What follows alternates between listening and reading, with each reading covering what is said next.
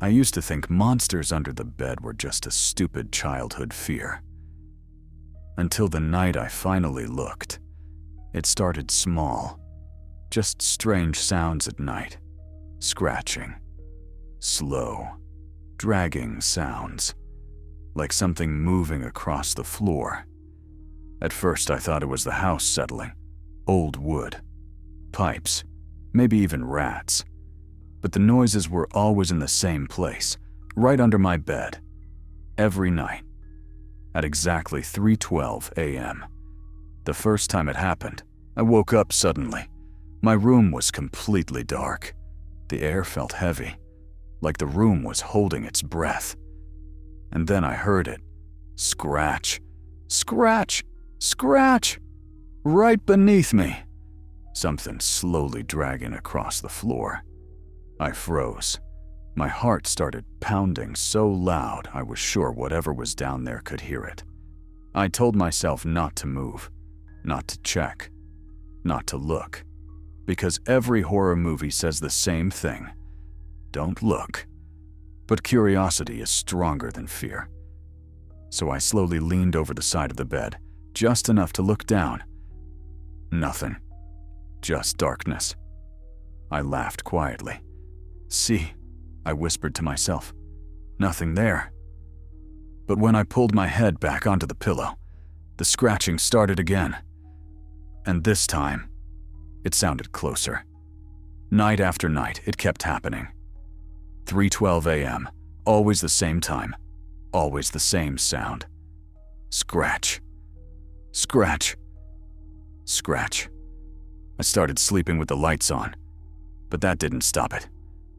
Then one night, I heard something new, breathing. Slow, wet, heavy breathing, right under my mattress. That's when I finally got the courage to grab my phone. I turned on the flashlight and slowly leaned over the bed again. The light cut through the darkness, and I saw fingers. Long, pale, too long to be human. They were gripping the underside of my bed frame, and they slowly tightened. Then something moved. A face slid forward out of the darkness. It was thin, almost stretched. Skin pulled tight over bones. Its eyes were completely black, and its mouth was far too wide. It smiled. Then it whispered my name. My phone dropped from my hand. The flashlight spun across the floor, and for 1 second, the entire thing was illuminated. Its body was twisted, like its bones were broken and healed wrong. Its arms were too long, and its legs were bent backward like some kind of spider. Then it crawled. Fast. Too fast. It slammed against the side of the bed and tried to pull itself up, its fingers clawing at the mattress. I jumped up and ran, straight out of my room, down the hallway, out of the house. I didn't stop running until I reached the street. I never went back inside that house, not once. But that's not the worst part. A week later, the police finally went inside. They searched the house, every room, every closet, every crawl space. But they never found anything. Except one thing. Under my bed.